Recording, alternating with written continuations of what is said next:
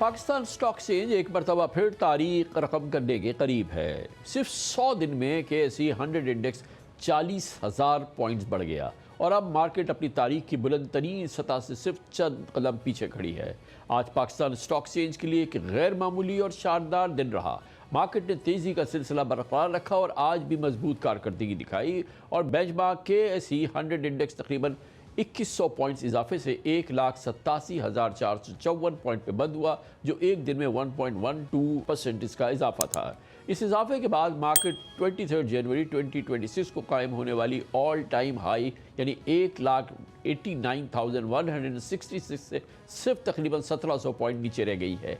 हो सकता है कल ही ये अबूर हो जाए, यानी अगर यही रफ्तार बरकरार रहती है तो आने वाले दिनों में एक नया तारीखी रिकॉर्ड भी बन सकता है। इसी दौरान पिछले 100 दिनों की कारकर्दगी देखी जाए तो तस्वीर मजीद इंटरेस्टिंग हो जाती है। 30 मार्च से 6 जुलाई के दरमियान 100 इंडेक्स 1,46,842 से बढ़कर 1,87,454 पॉइंट्स तक पहुंच गया है, यानी सिर्फ 100 दिन में 40,000 से ज़ायद पॉइंट्स का इजाफा हुआ है।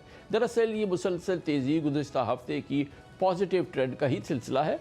गुज़िश्ता कारोबारी हफ्ते के दौरान भी मिडल ईस्ट में जियोपॉलिटिकल टेंशन में कमी हुई, ग्लोबल ऑयल प्राइसेस 4 माह की कम तरीन सतह तक पहुंची और मुल्क की सतह पर बेहतर होते इकनॉमिक इंडिकेटर्स ने इन्वेस्टर्स के एतमाद को बहाल रखा, जिसके बाद इंडेक्स में 3% से ज़ायद इजाफा देखने को मिला। गुज़िश्ता हफ्ते PSX मजबूरी तौर पर 5,800 पॉइंट से ज़ायद की उड़ान भरने के बाद 1,85,372 की सतह पर बंद हुआ।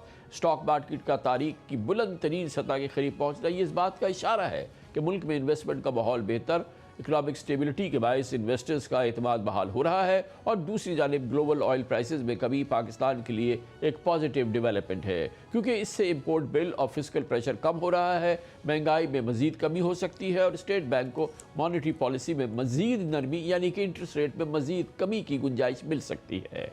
इंतहाई अहम डेवलपमेंट इस पर बात करेंगे। हमारे साथ मौजूद है मोहतरम Mohammad Asim, chief investment officer हैं MCB फंड्स के। बहुत बहुत शुक्रिया आसिम भाई, आपने हमें ज्वाइन किया है। वो क्या चीज़ है जो कि इससे पहले नहीं हुई अब हुई, क्योंकि हम तो 1,89,000 तक इंडेक्स को पहुंचा चुके हैं और इससे भी ऊपर मार्केट की ट्रेडिंग के दौरान कम हुआ, लेकिन ये अब क्या हो रहा है? ये जो पिछले चंद दिनों में जो खोया था वो वापस जो है वो रिट्रीव कर रही है मार्केट।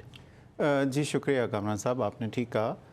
जो मार्केट इस वक्त रिफ्लेक्ट कर रही है वो आई थिंक ओवरऑल जो इकोनॉमिक डेवलपमेंट्स हैं, बिकॉज पाकिस्तान के मैक्रो इकोनॉमिक इंडिकेटर्स स्टेबलाइज हो रहे हैं। तो जब ओवर इन्वेस्टर्स कॉन्फिडेंट होते हैं तो they look at earnings closely, और जब अर्निंग्स में कहीं अपग्रेड नज़र आ रहे होते हैं वो जल्दी जल्दी प्राइस इन होना शुरू हो जाते हैं।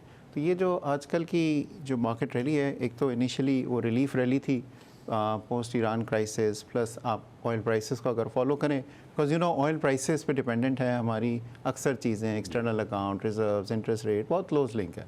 सो उनमें I think higher than expected drop in oil prices. तो इतना ज़्यादा ड्रॉप इतनी जल्दी एक्सपेक्ट नहीं कर रहे थे generally analyst, even global analyst are also I think were not incorporating this. So ये जो सरप्राइज़ है, बिकॉज आई थिंक इससे आपकी जो नेक्स्ट लेग है वो इंटरेस्ट रेट्स के ऊपर आता है, एक्सचेंज रेट स्टेबिलिटी के ऊपर कॉन्फिडेंस बढ़ता है, रिजर्व्स के ऊपर कॉन्फिडेंस बढ़ता है। So I think this is reflecting that. लेकिन ठीक है, वो आपने बिल्कुल सही कहा और ये भी हमने देख लिया कि अगर एक बिल्कुल डाउनवर्ड ट्रेंड देखा, मार्केट ने प्लंज भी किया, तो फिर हमने देखा कि वो 100 दिन के अंदर, 3 महीने के अंदर फिर वो जो है वो पूरा रिट्रीवल हो गया एक तरह से, तकरीबन जैसे आज हम आपसे बात कर रहे हैं।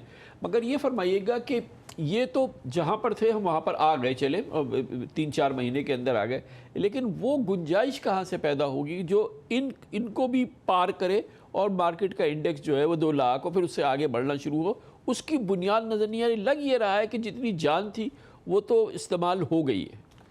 जी कामरान साहब, मैं इससे थोड़ा सा इख्तिलाफ़ करूँगा आपसे, बिकॉज़ अगर हम वैसे मैक्रो इकनॉमिक इंडिकेटर्स की बात करें, जैसा हम पहले देख रहे थे, इस वक्त जो लास्ट टाइम 189,000 के करीब इंडेक्स हुआ था, उस वक्त भी एक्सपेक्टेशंस थी कि इंटरेस्ट रेट्स में फ़र्दर कमी होगी। सो वही सूरत हाल अभी भी है। ऑयल प्राइसेस आई थिंक उसी तरफ जा रही हैं और दोबारा से जो medium term long term expectations हैं वो दोबारा से $55-60 की दोबारा से एक तरह से फर्म फुटिंग की तरफ आ रही हैं। आई थिंक जो इम्प्रूवमेंट्स हैं, एक तो ये बजट रिलेटेड डेवलपमेंट्स हैं जो कि मार्केट के लिए पॉजिटिव हैं, जो कि शायद उस वक्त नहीं थी। उसने एक अच्छा ट्रिगर मार्केट को दिया है। फॉर इंस्टेंस जैसे एक्सपोर्ट्स के ऊपर है, this is a progressive step कि आपने एक्सपोर्ट्स के ऊपर जो सुपर टैक्स है उसको वेव किया है, तो अब एक्सपोर्ट डेवलपमेंट की तरफ नज़र आ रही है चीज़ें। फिर आपकी आई थिंक जो फिस्कल साइड की इम्प्रूवमेंट है, देखें जो लास्ट 3 ईयर्स से आपके जो फिस्कल डेफिसिट्स हैं वो रिकॉर्ड कंसेक्यूटिव लो लेवल्स के ऊपर हैं, 4% के लगभग, 3% फिस्कल ईयर 25 का था, अगले साल भी 4% है। जो प्राइमरी बैलेंस है वो चौथा साल होगा लगातार जो गवर्नमेंट टारगेट कर रही है कि वो प्राइमरी सरप्लस होगा। सो अगर आप गवर्नमेंट की जो लॉन्ग टर्म स्टेबिलिटी का गेज देखें इंटरनेशनली भी, इकोनॉमीज़ के लिए भी, वो ये दो बैलेंसेस होते हैं। एक तो फिस्कल बैलेंस जो गवर्नमेंट खर्चे कितने ज़्यादा कर रही है, और ये एक्सटर्नल तमाम अकाउंट। डेवलपमेंट आसिफ भाई जो आपने बताई हैं, ये तो बजट से पहले ही जब हमारा जो इंडेक्स था, यानी कि जनवरी के एंड में ये वो तो इस लेवल से भी आगे उस वक्त जब तक ये कोई चीज़ें फैक्टर नहीं हुई थी। और इस तरह से जो है जितने आपने मैक्रो और फिर बजट के प्रपोजल ज़ाहिर है बहुत इंपॉर्टेंट है इस मामले में, और फिस्कल साइड्स की तमाम ये जो चीज़ें हैं वो मोर और लेस काफ़ी बेहतर हैं। तो इसका मतलब ये है कि फिर तो इसमें उधर से आगे की जाने की गुंजाइश होनी चाहिए ना, जहाँ पर ये हमने इससे इन मेजर से पहले अचीव कर लिया था। जी, I tend to agree with that actually, क्योंकि मेरा ये ख्याल है जैसे फिस्कल साइड के ऊपर ये जो प्रोविंशियल कंट्रीब्यूशन है towards the fiscal deficit, federal fiscal deficit, ये एक बहुत ही खुशाइन बात है, और इसमें stability continuation would further strengthen our जो हमारा फिस्कल आउटलुक है, जो प्राइमरी सरप्लस का आउटलुक है, प्लस प्राइवेटाइजेशन प्रोग्राम में आई थिंक जो PIA की प्राइवेटाइजेशन है उसने भी एक अच्छा कॉन्फिडेंस सेट किया।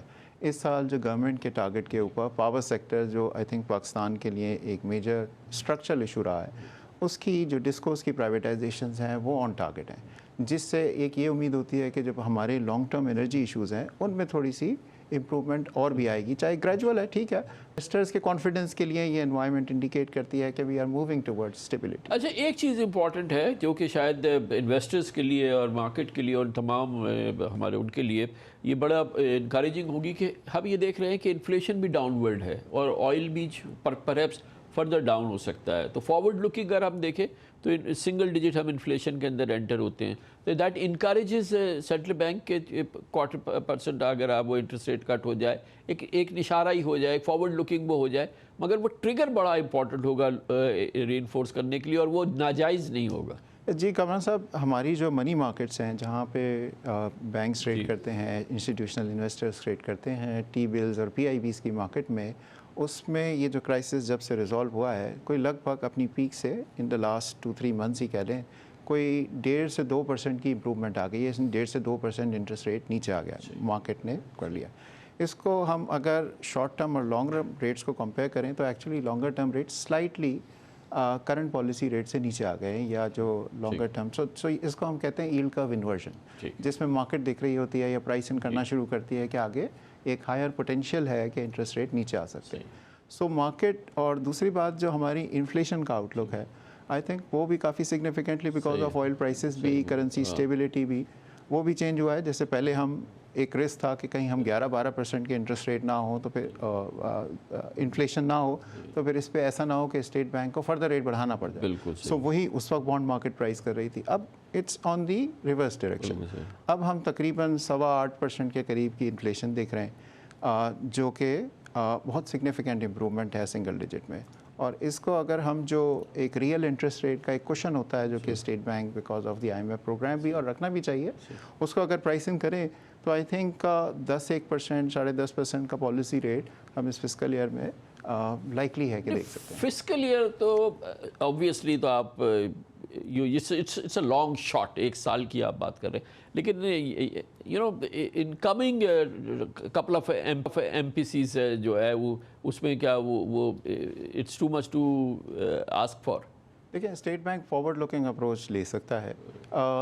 प्रॉब्लम शायद इसमें यह है कि जो रीसेंट डेटा है, शायद जो हमारा जून का डेटा है या जुलाई का डेटा है, वो अभी भी शायद संघर्ष अभी क्लोजर टू डबल डिजिट्स होगा।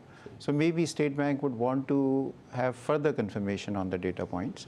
सेकेंडली, जो इंटरनेशनल ऑयल प्राइसेस का आउटलुक है, देखिए एक नी जर्क रिएक्शन आया है, and we still have this 60 days window कि जिसमें हमने ये देखना है कि ये अग्रीमेंट किस तरीके से सेटल डाउन होता है। तो मे बी हो सकता है कि state bank forward looking approach लेना चाहे, और ऑयल प्राइसेस पे उनको कॉन्फिडेंस हो तो वो ये कट ये डिसीजन इसमें भी ले सकते हैं, बट हमारा ये ज़्यादा ख्याल है कि लेकिन फ्रॉम हेयर समथिंग इतना बड़ा सिग्निफिकेंट ना हो तो अब जैसे नेक्स्ट टारगेट है यानी कि 200,000 पॉइंट्स से इंडेक्स होना, is it a far cry अभी तक इस सिचुएशन में? कमर साहब, ये जो आपने इससे पहले डिस्कस किया था कि जो पिछली दफ़ा 189,000 का इंडेक्स था, अगर उसको हम प्राइस टू अर्निंग्स रेशियो की टर्म्स में ले लें तो हम तकरीबन 9 के मल्टीपल से ऊपर थोड़े चले गए थे। इस दौरान थोड़ी जो अर्निंग्स ग्रोथ है उसने और फर्दर कॉन्फिडेंस ऐड किया है, प्लस अगर फॉरवर्ड लुकिंग आउटलुक आप ऐड करें तो आई थिंक जो मार्केट का मल्टीपल है, इवन जो प्रीवियस पीक पे भी हम ले जाएं तो आई थिंक 2 लाख से ऊपर का इंडेक्स तो आराम से हो सकता है। वाइल हमारा ख्याल है कि with the 12 month outlook I think 15% 20% का रिटर्न हम लगाएं तो 2.25 लाख के करीब मार्केट जा सकती है, but of course this is subject to कि ये जो एक कंडीशन अभी गुंजाइश बाकी है इन्वेस्टर्स के लिए, और ये कोई बहुत दूर की बात नहीं है कि मार्केट 2 लाख का इंडेक्स क्रॉस कर ले, 2.25 लाख का इंडेक्स क्रॉस कर ले।